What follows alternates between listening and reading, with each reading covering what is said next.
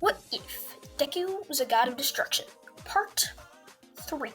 I just had to record. This is my second time recording this, as my recording software decided to cut out after 10 minutes of recording. This was originally going to be a 30-minute video, but now I have to cut it to a 20. And I just had to record me singing Creeper Oh Man for my theater class. It's a rough day, huh? Now getting into the video. Izuku tells the teachers that he doesn't need to be caught up, as he was taught almost 5 years advance what they are learning right now. They're confused and say, but it's only been 5 days. Suku just laughs and says, that's what this is for, as he takes a mini capsule out of his pocket. He clicks down the top of it and throws it out the window.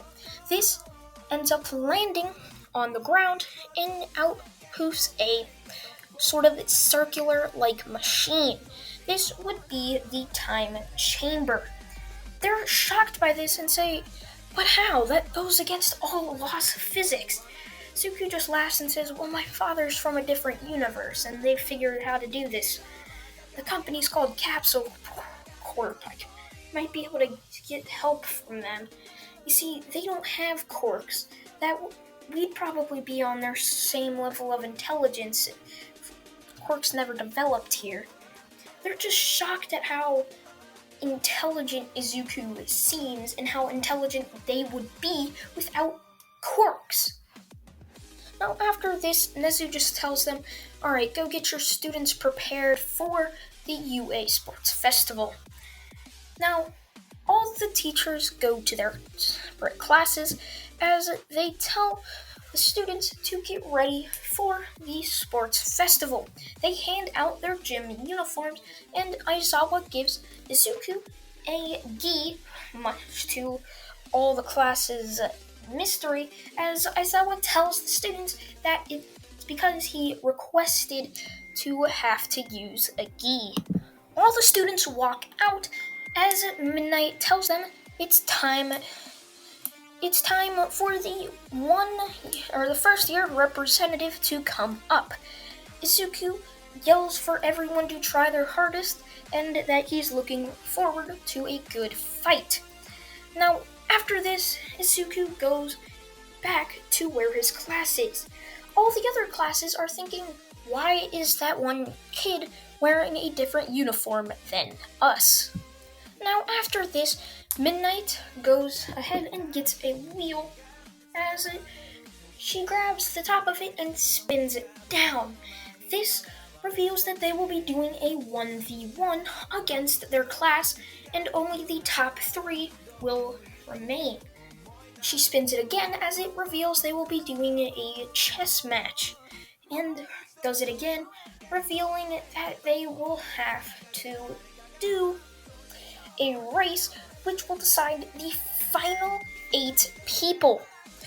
Now this would end up going into a final 8 1v1. The first match ends up being Izuku versus Mina. Izuku getting into a fighting stance with Mina getting into some random stance trying to copy Izuku. As soon as Present Mike yells go, Mina rushes towards Izuku.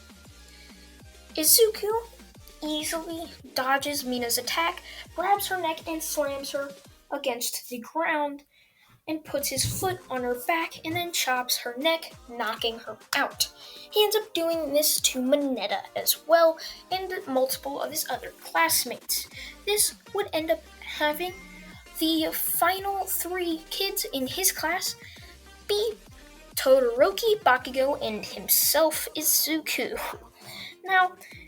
Now, after this, the chess match begins as Izuku easily beats Todoroki, and Bakugo easily beats someone else, as Todoroki ends up going to beat someone else as well, with him versus Bakugo, who ties.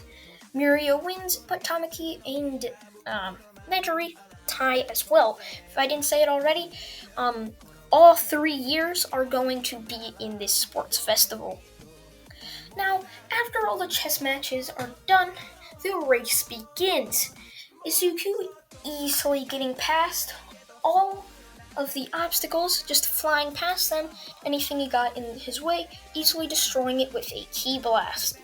Now, since he also did this, he continues to go past everyone and past the finish line, getting first place, signifying that he will be in the 1v1 as the other 7 pass as well, those 7 being Shinso, Kendo from Class 1B, Todoroki, Bakugo, and Izuku, Mirio, Tamaki, and Nejire. The first match is Bakugo versus Nejire. Both pretty even in skill. Once they get into a stance, as soon as present mic yells go, both of them rush at each other. Bakugo goes in for a huge explosion, with Nejire trying to get a energy spiral hit off of Bakugo. Now this ends up with Nejire and Bakugo both being damaged, but not as much. Nejire sends a big spiral right towards Bakugo, who easily dodges it. Spiral energy is very slow, so it usually is good for close range. Bakugo goes in for a Howitzer impact, easily hitting Nejire, as she also goes for a bigger type of spiral, as Bakugo is very close. Both attacks hit, with both of them being hit out of balance. Now after that, the smoke clears, revealing them out of balance as Midnight tells both of them to continue fighting. Now, while Izuku's watching this fight, he thinks that Nejire should condense her energy, making basically a ki blast. As he thinks this, Bakugo goes for an AP shot, as Nejire also goes for a super move, and both knock each other out. Izuku grabs both Bakugo and Nejire and take them to the Recovery Girl's office. Nejire wakes up first as Izuku tells her that she should condense her energy into some sort of ball. Izuku shows her this by showing a ki blast, as she thinks for a moment before trying to do so as well, doing it as she can feel the immense power coming from her hand. She's shocked by this, says this is more power than any of my quirk could ever be capable of. Suzuki just laughs and says, well, it's not really a quirk. You were just using energy at one of its worst states, being in a spiral. If you use it like a ball, it will go much faster and be more accurate. Nejire thanks Izuku as Izuku goes to watch the fight of Tamaki versus Todoroki. Todoroki tries to end the battle quickly by sending a huge iceberg right at Tamaki, who easily destroys it with squid arms. The battle goes on for some time, but it ends up being finished with Tamaki easily winning. After this, Izuku is announced to go against Shinso. Now, Izuku immediately gets into a fighting position against him, as Shinso just doesn't.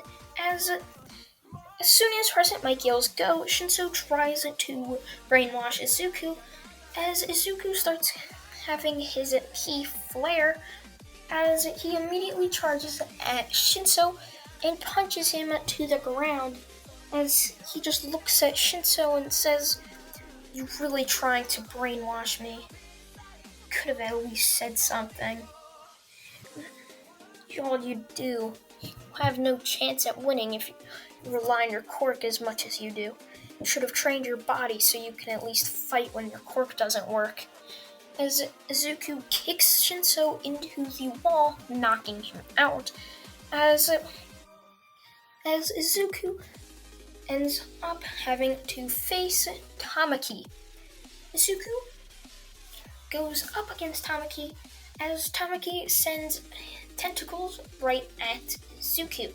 Suku immediately goes into Kaioken, makes a key sword with both of his hands, and easily slices through the tentacles, and then puts a keyblade up to Tamaki's neck as Tamaki passes out from the shock at how quick Izuku could move. Now, after this, Bakugo and Nejire's rematch is set to start. Both Nejire and Bakugo line up for their rematch. Bakugo getting into a fighting position, ready to try and beat the crap out of Nejire. Now, Nejire also gets into a fighting stance. As soon as President Mike yells go, they both launch at each other, with Nejire creating a condensed ball of ki, just like a ball of ki, and launches it right at Bakugo, which Bakugo sends an explosion to try and counter it, but the ball of ki just easily disrupts and destroys the explosion Bakugo was trying to send. Bakugo is shocked by this as he's like, what? How? As Nejire jumps up from the cloud of dust with another ball of ki and slams it into Bakugo, knocking him out. After this, Nejire is named the victor as Mirio versus Kendo and wins as well.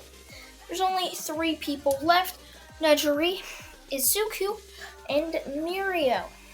These 3 people, Izuku went with 2 to the final. Since Suku did 2 matches, he goes to the finals with Mirio and Nejire having to verse each other. Nejire gets into a fighting stance trying to mimic Izuku, as Mirio also gets into a type of fighting stance. After this, President Mike yells go for the semifinals to commence. They both rush at each other, and Mirio goes under the ground as Nejire jumps up into the air as Mirio tries to hit her from below, which does not work as she was in the air. She gets a ball of ki in her hands, flips around, and smashes it into Mirio's head, pushing him back to the edge of the arena. Now, Suku thinks for a moment before trying to tell Nejire to try and sense where Mirio is using ki, or her energy. Izuku hasn't told Nejire about ki yet, but he thinks she has great potential within ki. So she does this and sees right where Mirio is going to pop out. She turns around and slams another ball of ki into his face, launching him outside the arena. After this, it's Nejire versus Izuku in the finals, as Izuku asks Nejire if he can train her after the sports festival. She says yes if he can beat her, as Izuku just laughs and says, "You really think you can beat me?" As they both rush at each other, as Nejire makes a ball of ki and tries to slam it into Izuku like she did with Bakugo and Mirio, only for Izuku to make a keyblade and easily slice through it, as she jumps back in shock and says, "What? How? I thought this was so much more powerful than anything else I've done." Suku just laughs and says, "You're using ki, Nejire. I also have ki, but mine's stronger than yours. As I'm a Saiyan, or half Saiyan. I'll spare you the details." As he rushes at her and slices through all the ki blasts that she sends towards him. He easily slices through them as he puts his hand up for her and just jabs his fist right to her chest, pushing her back to the edge of the arena as she was barely able to stop herself. She collapses to her knees in a complete shock at how powerful Izuku is. She starts to charge up her most powerful attack, which she just made, being a bigger Ki Blast. Suku just looks at it and starts to charge up into Kaioken times 3 and creates an even bigger Keyblade, or dual-wielding Keyblades, as she sends the giant ball straight towards Izuku, who slices it in half and then from top to bottom, cutting it into fourths as it disperses, as Nejire is just shocked by this. She collapses to her knees, completely out of energy, as Izuku walks towards her and puts the Keyblade to her neck and then raises his hand. All the crowd is shocked by what Izuku looks to be doing, as it seems like Izuku is going to cut through her neck. Izuku raises his ki sword in hand as he slashes down right onto Nejire's neck, but at the last second, the ki disperses as he chops her neck, knocking her unconscious, before picking her up and taking her to Recovery Girl. All the crowd is just shocked by this, as Midnight announces Izuku as the UA Sports Festival winner. After this, Izuku is on the number 1 podium, Nejire on the number 2, and Mirio on number 3. Therefore, the beginning of the new Big 3, as now the lesser Big 3 is Todoroki, Bakugo, and Tamaki, and the higher Big 3 would be Izuku, Nejire, and Mirio.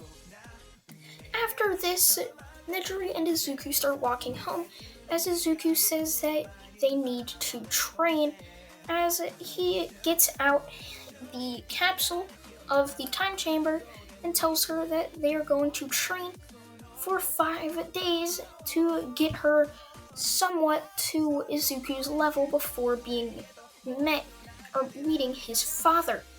They leave for the next 5 days into the mountains, where Izuku just opens the capsule, where they start training in ki.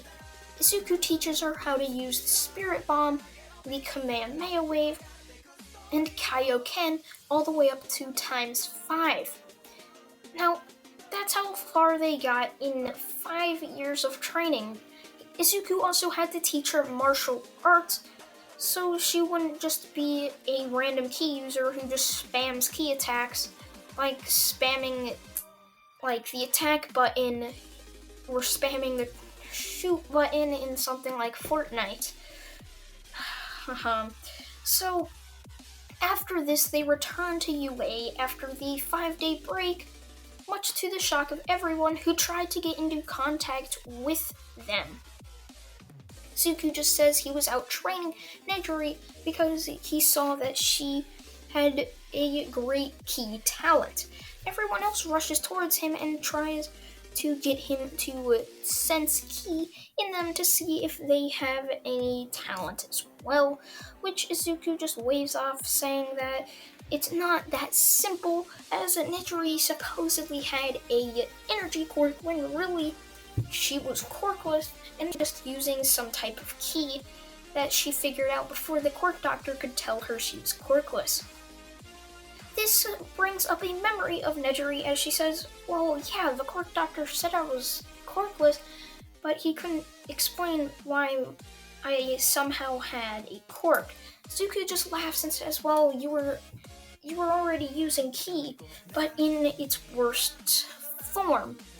After this, everyone ends up having to be told that they will be doing the internships.